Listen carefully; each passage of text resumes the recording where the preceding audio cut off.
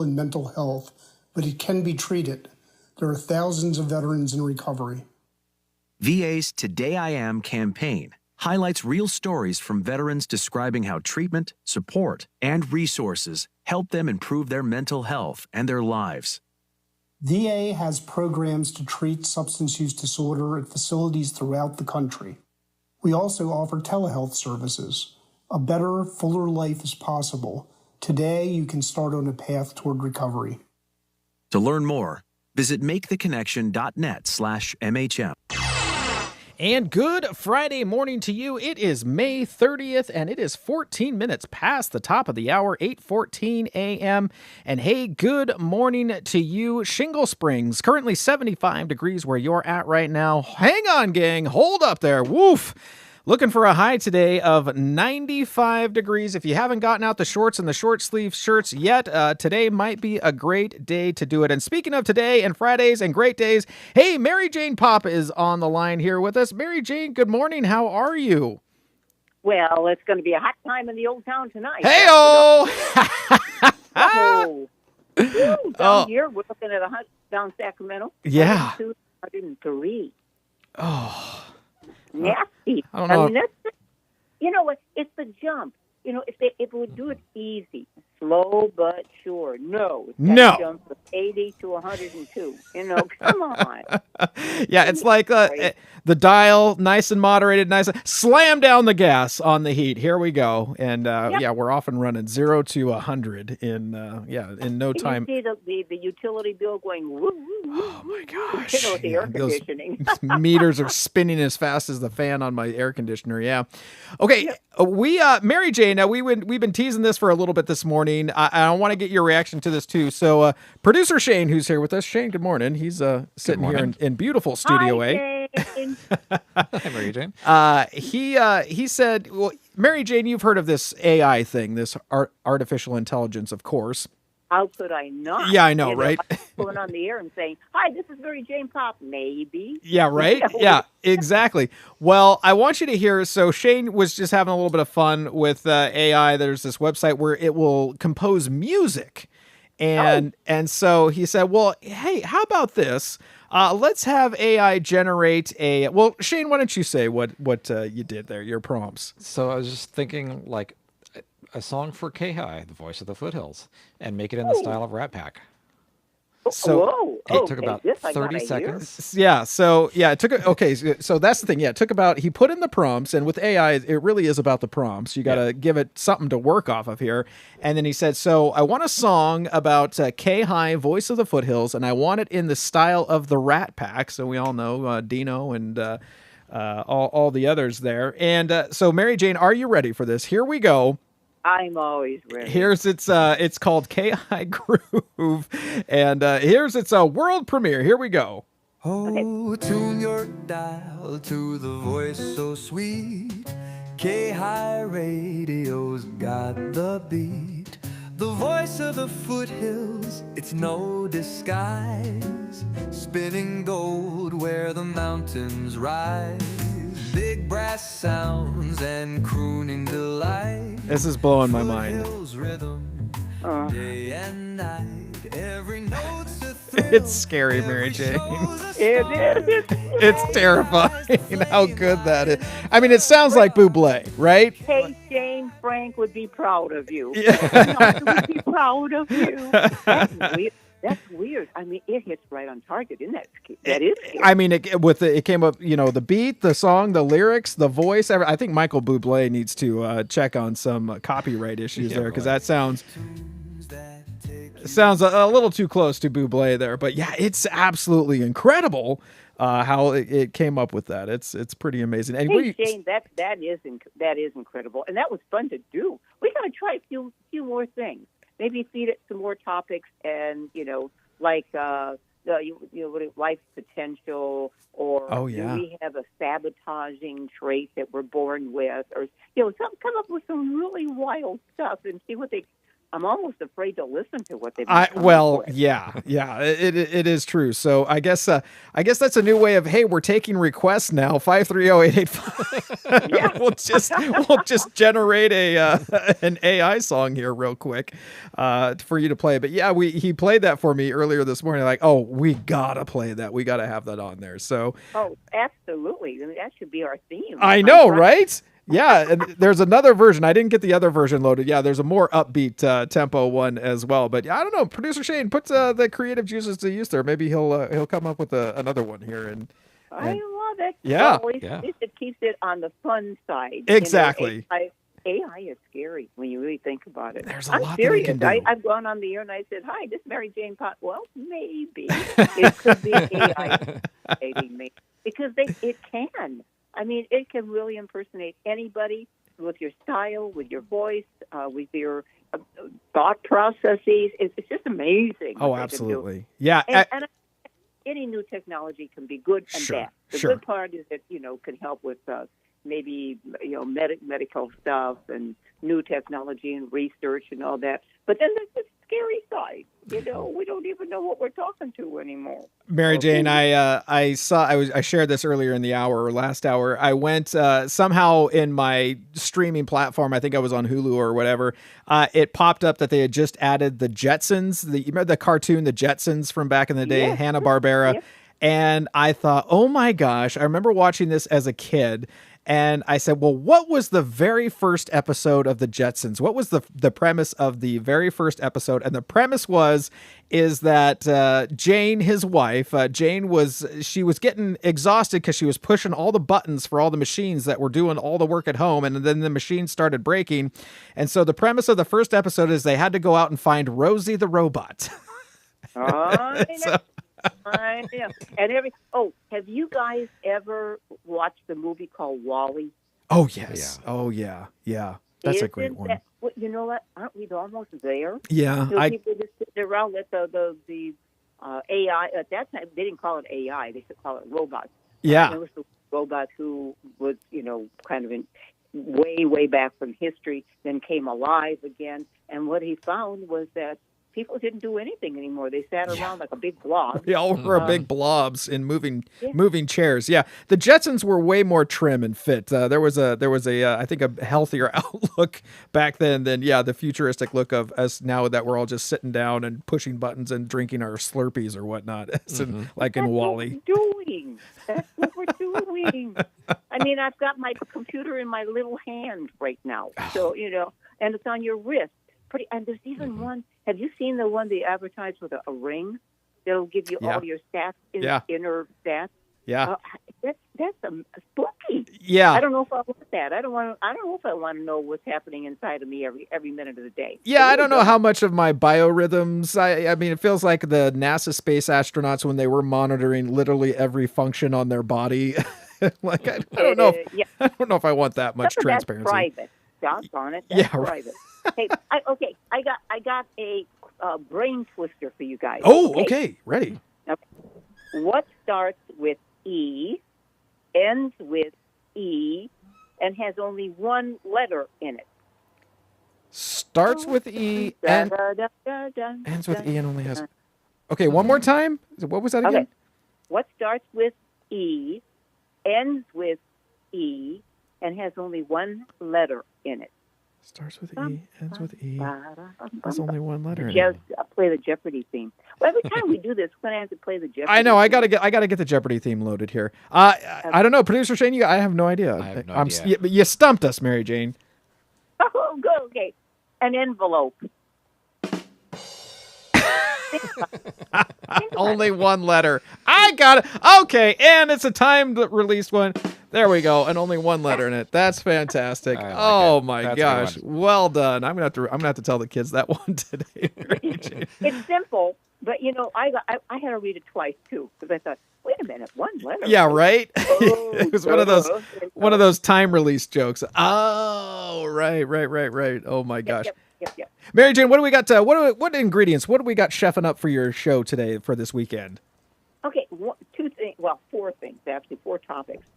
One is, have we reached our life's potential? Seriously, We want to accomplish that goal. And I've got two guests, Garnet and Olivia. They were 20 years different. He was 50 and she was 30. She was a trainer. Yeah. And he wanted to run a 100-mile rally.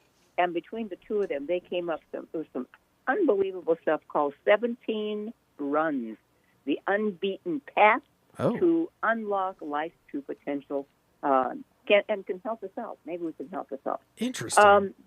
And how many times during your life you've had, some shame or guilt in your life? For sometimes the very simple things. It doesn't have to be really complicated. Mm-hmm. Rick Patterson he wrote a book called Shame Unmasked, so that you can rediscover joy in your life. Then you have to be able to overcome it. Then this one really got me going, guys. Did you know, according to Dr. Agrios, that we have a sabotaging trait that we're born with?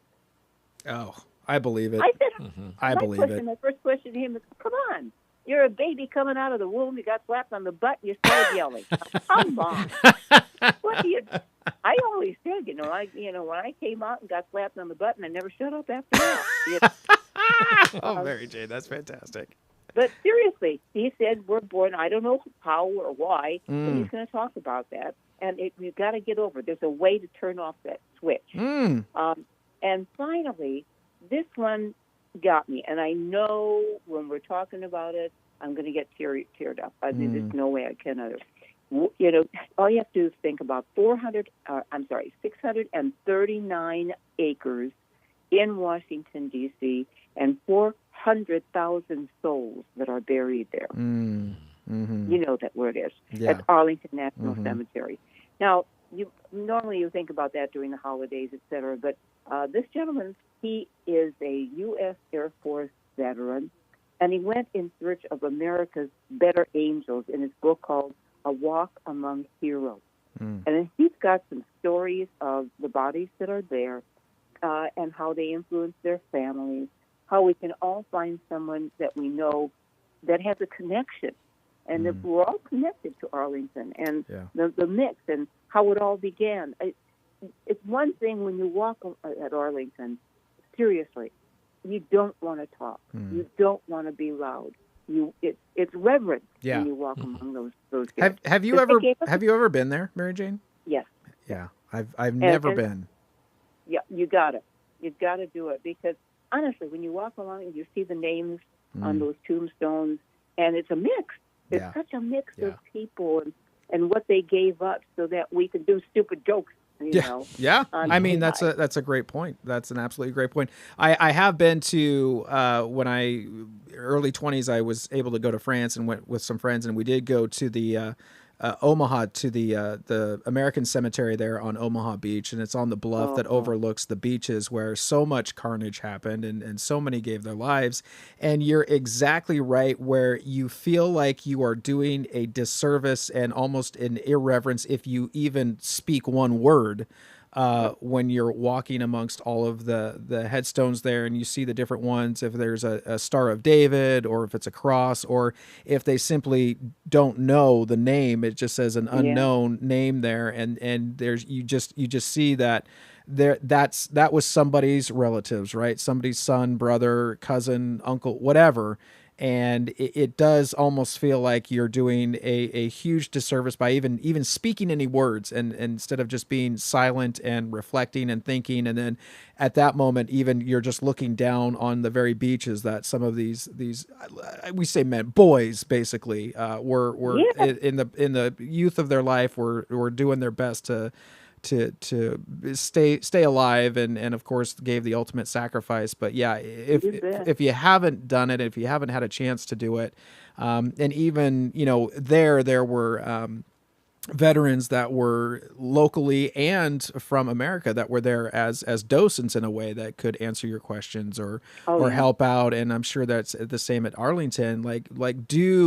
And that's one thing that I haven't had a chance to take my kids to yet, but to help them understand what has happened. And as my son's getting ready to go over to Japan as a foreign exchange student, he's really brushing up on our society and our government and our way that things are happening, because he knows he's going to get asked those questions. Oh, big time. And Big time. And they yeah, don't teach schools anymore. yeah, There's no civics, the geography, all that. It's ridiculous. I mean, we are a global world now, whether we like it or not. we are. And you better know what's going on overseas, because it'll influence us one way or another. Absolutely, absolutely. Yeah, I mean, oh, go ahead. No, I was just gonna say you're absolutely right, and like there's no way that we think we can kind of isolate. Like no, we're all interdependent. We're all interconnected, whether we like it or not, whether we want to admit it or not. And it really is. It's a great learning experience. And for my kids, that's one thing that my wife and I have always tried to do is, yeah, you can read about it in a book and that's fine, but to get those hands-on experiences. And that's why I'm so excited for him to do this travel, to have and to expand his viewpoints and horizons by actually going there and visiting. I couldn't be more thrilled, Mary Jane. How long is he going to be there? He's going to do his senior year there in high school. So he's going to be there for an entire year. Yeah. He leaves in August. Which country? Japan. Country? He's going to Japan. Wow. Yeah. That's a completely different culture, and that's okay. That's good. We have to be exposed to that. Absolutely. More young people have to. Well, and he said, I was surprised because I try and, you try and like have your kids form their own opinions. And I've always, my grandfather was in the Army Air Corps. Both grandfathers were in World War II and served, and, always kind of interested in the planes and the history there. But I try not to lean too much on my kids and just like, all right, Dad, they know that I watch all the documentaries and whatnot. But he said he really wants, if he has a chance, to visit the Hiroshima or Nagasaki and see the impact and see what happened and pay respects in a way. And and that wasn't any of my influence. I'm like, right on, son, way to go, way to check that out. But that's how you find out about not only cultures but what war does to people. Exactly. And flippantly people talk about, well, if there's a war, we'll win. Nobody wins in war. Yeah. Not ever. Yeah. Both sides take a big hit. And in Arlington, I'm going to learn some stuff, and I'm going to learn even more from this gentleman, because he is so dedicated to it. There are movie stars that are there. Really? You guys are probably too young to know who Audie Murphy is. No, I've heard. Yeah. No, I've heard. Yeah. Okay. Yeah. Okay. He did a lot of movies, westerns, and military type stuff. Well, he was like the most decorated veteran in history. No one's ever been decorated. He had one example in the research he sent me. He was on top of a burning tank, utilizing a machine gun, trying to keep away everyone. Kidding. Whoever it was Germans at the time, I believe, that he was fighting. And I mean, he was wounded, the whole 9 yards. Unbelievable. These are the kinds of heroes that we have in our history. Joe, did you know that the boxer Joe Louis is there? I didn't know that. Did not know that. Yeah. Is Jimmy Stewart there? Did they bury Jimmy Stewart there? Do you know? I'll ask him. Okay. I don't know. Yeah. I'll be honest, I don't know. Interesting. But it's just so many. There are CIA agents that are there, unnamed. They can't name them because it would get maybe the families and no kidding. Even in death, they can't. Even in death, they can't. Wow. Who they are. So I mean, there are so many stories here. I mean, 400,000. The one question that I do have, I don't know if he has the answer or not. If not, I'm going to try and figure it out. There's 400,000 souls there. How many more can they put there? And then when they're full, that they can't do anymore, what do they do? Is there going to be an Arlington Cemetery too? I don't know. Yeah. It's going to be, and it goes back to the Civil War, for God's sake. Right. I mean, my gosh. And these were all heroes. Anybody who put their life on the line like that is a hero. Absolutely. Absolutely. And Rick, that my late husband was a Vietnam vet, and that we went through so many wars with so many feelings. People hating it. Others that were cheering it. And people that when they came back, I mean, Vietnam was a terrible one because when the men and women that came back, they were spit on. They told them they're all druggies and baby killers and baby killers. It was just awful. Yep. I think we're past that. Thank God. Yeah. We're past that. But still, they come back and I don't know.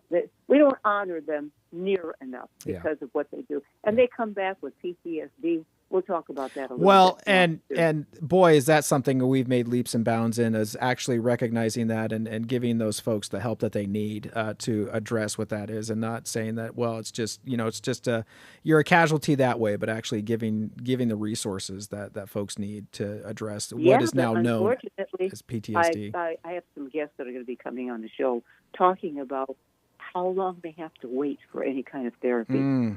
Golly. Maybe 3 months, 6 months. In 3 months or 6 months, they could commit suicide. Golly. And the suicide rate in veterans coming back from, any place overseas is just not acceptable. Well, Mary Jane, we got about 20 seconds here. So this is this time just flies by way faster than it probably should. We cover so much. Hey, can you give our folks again a heads up of when we can hear Pop Talk in Search of the Truth, and also Pop Star Talk? Let's not forget about that.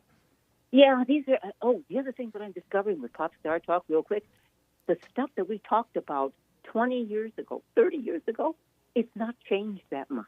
Oh, it's wow. not changed. Really? That much. Oh, you got to listen interesting. to Pop Star Talk. Any venue that you listen to a podcast, you'll be able to hear it.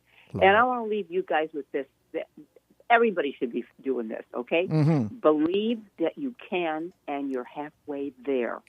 Teddy Roosevelt said that. Oh, I love that. Join me Saturday morning, 5 to 7 a.m., Sunday evening, 9 to 11 p.m., 24/7 at KAHI.com. Click on Listen, and up will come Pop Talk Hour 1 and Pop Talk Hour 2.